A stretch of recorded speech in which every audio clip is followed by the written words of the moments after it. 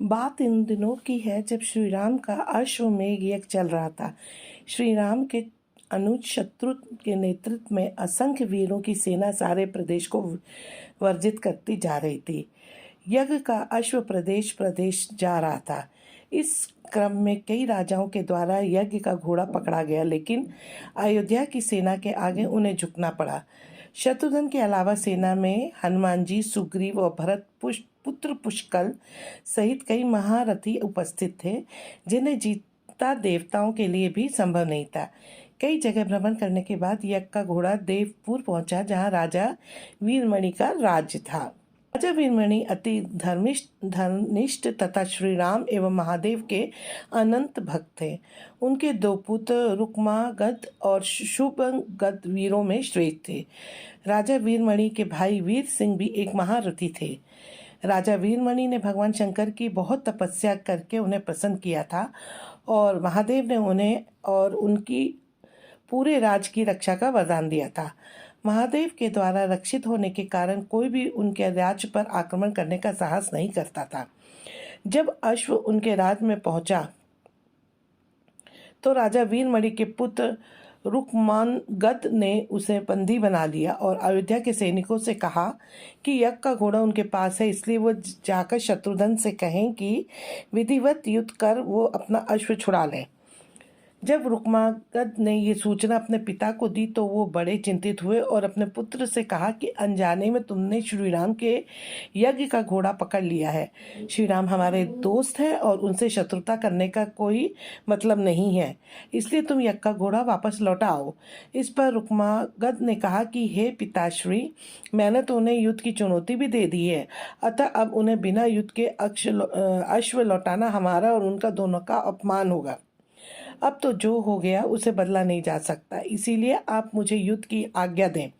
पुत्र की बात सुनकर वीरमणि ने उसे सेना सुजतित करने की आज्ञा दे दी।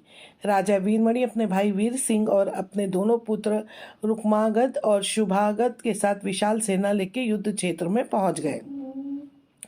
इधर जब शत्रुघ्न को सूचना मिली कि उनके यज्ञ का घोड़ा बंदी बना लिया गया है तो वो बहुत क्रोधित हुए एवं अपनी पूरी सेना के साथ युद्ध के लिए युद्ध क्षेत्र में आ गए। उन्होंने पूछा कि उनकी सेना से कौन अश्व को छुड़ाएगा, तो भरत पुत्र पुष्कल ने कहा कि तातश्री, आप बिल्कुल भी चिंता न करें, आपके आशीर्वाद और श्री राम के प्रताप से मैं आज ही इन सभी योद्धाओं को मारकर अश्व को मुक्त करता हूँ। वे दोनों इस प्रकार बात कर ही रहे थे कि पवनसुत हनुमान ने कहा कि राजा वीरमणि के राज्य में आक्रमण करना स्वयं परमपिता ब्रह्मा के लिए भी कठिन है, क्योंकि ये नगरी महाकाल द्वारा रक्षित है। अतः उचित ही होगा कि पहले हम बातचीत द्वारा राजा वीरमणि को समझाना चाहिए, और अगर हम ना समझा पाए तो हमें श्री राम को सूचित करना चाहिए।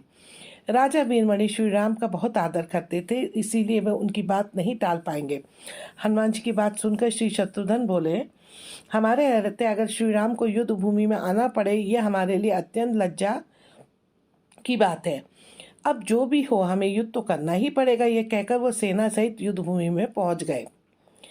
भयानक युद्ध छिड़ गया। भरत पुत्र पुष्कल सीधा जाकर राजा वीरमणि से भिड़ गया। दोनों अतुलनीय वीर थे। वे दोनों तरह तरह के शस्त्रों का प्रयोग करते हुए युद्ध करने लगे। हनुमान राजा वीरमणि के भाई महापराक्रमी वीर सिंह से युद्ध करने लगे। रुक्मांगद और शुभांगद ने शत्रु पर धावा बोल दिया। पुष्कल और वीरमणि में बड़ा घमासान युद्ध हुआ। अंत में पुष्कल ने वीरमणि पर 8 नाराज बाणों से वार किया। इस वार को राजा वीरमणि सहन न पाए और मूर्छित होकर अपने रथ पर गिर पड़े। वीर सिंह ने हनुमान पर कई अस्त्रों का प्रयोग किया, पर उन्हें कोई हानि न हो पाई। हनुमान ने एक विकट पेड़ से वीर सिंह पर वार किया। इससे वीर सिंह रक्त वमन करते हुए मूर्छित हो गए। उधर श्री शत्रुघ्न और राजा वीरमणि के पुत्रों में असाधारण युद्ध चल रहा था। अंत में कोई चारा न देखकर शत्रुघ्न ने दोनों भाइयों को नागपाश में बांध लिया। अपनी विजय देखकर शत्रु की सेना के सभी वीर सिंह नाद करने लगे। उधर राजा वीरमणि की मूर्छा दूर हुई तो उन्होंने देखा कि उनकी सेना हार के कगार पर है। यह देखकर उन्होंने भगवान रुद्र महादेव शंकर का स्मरण किया। महादेव ने अपने भक्त को मुसीबत में जानकर वीर भक्त के नेतृत्व में नंदी, भृंगी सहित सारे गणों को युद्ध क्षेत्र में भेज दिया। महाकाल के सारे अनुचर उनकी जय जयकार करते हुए अयोध्या की सेना पर टूट पड़े। शत्रुघ्न, हनुमान और सारे लोगों को लगा कि जैसे प्रलय आ गया हो। जब उन्होंने भयानक मुंह वाले रुद्रावतार वीरभद्र, नंदी, भृंगी सहित महादेव की सेना देखी तो सारे सैनिक भय से कांप उठे। शत्रु ने हनुमान जी से कहा कि जिस वीरभद्र ने बात ही बात में दक्ष प्रजापति का मस्तक काट डाला था और जो तेज और समता में स्वयं महाकाल के समान है, उसे युद्ध में कैसे हराया जा सकता है। यह सुनकर पुष्कल ने कहा कि हे ताजश्री, आप दुखी मत हो, अब तो जो भी हो हमें युद्ध तो करना ही होगा। यह कहते हुए पुष्कल वीरभद्र से, हनुमान नंदी से और शत्रुघ्न भृंगी से जा भिड़े। पुष्कल ने अपने सारे दिव्यास्त्रों का प्रयोग वीरभद्र पर कर दिया, लेकिन वीरभद्र ने खेल खेल में उसे काट दिया। उन्होंने पुष्कल से कहा कि हे बालक, अभी तुम्हारी आयु मृत्यु की प्राप्त होने की नहीं हुई है, इसलिए युद्ध से हट जाओ। उसी समय पुष्कल ने वीरभद्र पर शक्ति से प्रहार किया, जो सीधे उनके मर्म स्थान पर जाकर लगा। इसके बाद वीरभद्र ने क्रोध से थर्राते हुए एक त्रिशूल से पुष्कल का मस्तक काट लिया और भयानक सिंहनाद किया। उधर भृंगी आदि गणों ने शत्रु पर भयानक आक्रमण कर दिया। अंत में भृंगी ने महादेव के दिए पाश में शत्रु को बांध दिया। हनुमान जी अपनी पूरी शक्ति से नंदी से युद्ध कर रहे थे। उन दोनों ने ऐसा युद्ध किया जैसे पहले किसी ने नहीं किया था। दोनों श्री राम के भक्त थे और महादेव के तेज से उत्पन्न हुए थे। काफी देर लड़ने के बाद कोई और उपाय न देखकर नंदी ने शिवास्त्र का प्रयोग कर हनुमान को पराभूत कर दिया।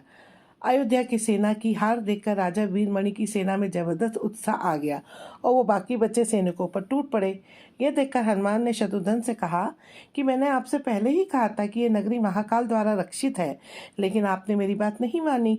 अब इस संकट से बचाव का एक ही उपाय है कि हम सब श्री राम को याद करें। ऐसा सुनते ही सारे सैनिक शत्रु, पुष्कल एवं हनुमान सहित श्री राम को याद करने लगे।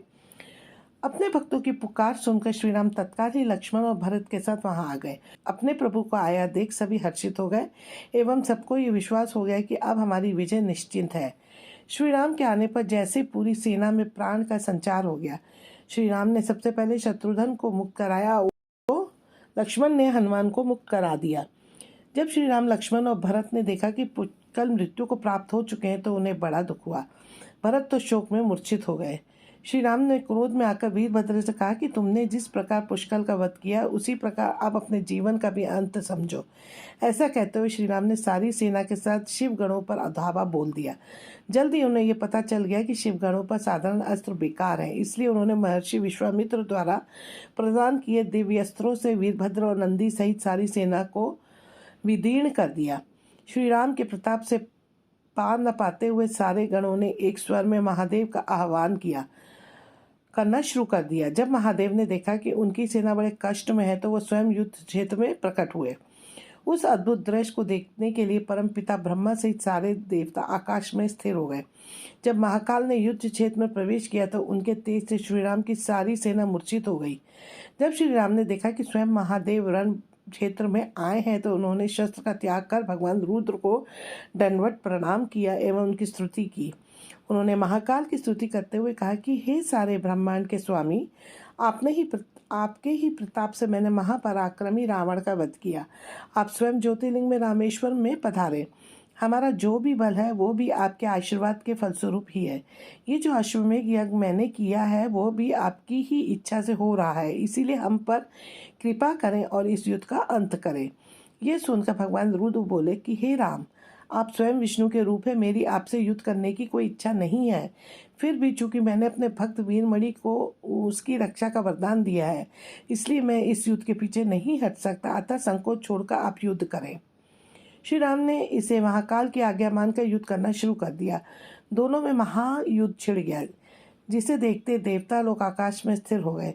श्री राम ने अपने सारे दिव्यास्त्रों का प्रयोग महाकाल पर कर दिया, पर उन्हें संतुष्ट नहीं कर सके। अंत में उन्होंने पशुपतास्त्र का संधान किया और भगवान शिव से बोले कि हे प्रभु, आपने ही मुझे ये वरदान दिया था कि आपके द्वारा प्रदत्त इस अस्त्र से त्रिलोक में कोई पराजित हुए बिना नहीं रह सकता। इसीलिए हे महादेव, आपकी ही आज्ञा और इच्छा से मैं इसका प्रयोग आप पर ही कर रहा हूँ।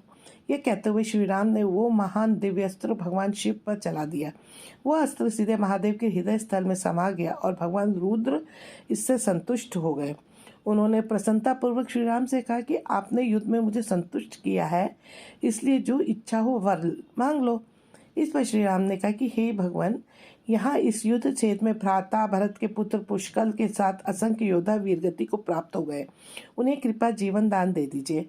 महादेव ने मुस्कुराते हुए तथास्तु कहा और पुष्कल समेत दोनों ओर के सारे योद्धाओं को जीवित कर दिया। इसके बाद उनकी आज्ञा से राजा वीरमणि ने यज्ञ का घोड़ा श्री राम को लौटा दिया और अपना राज्य रुक्मागत को सौंपकर वो भी शत्रुघ्न के साथ आगे चल पड़े।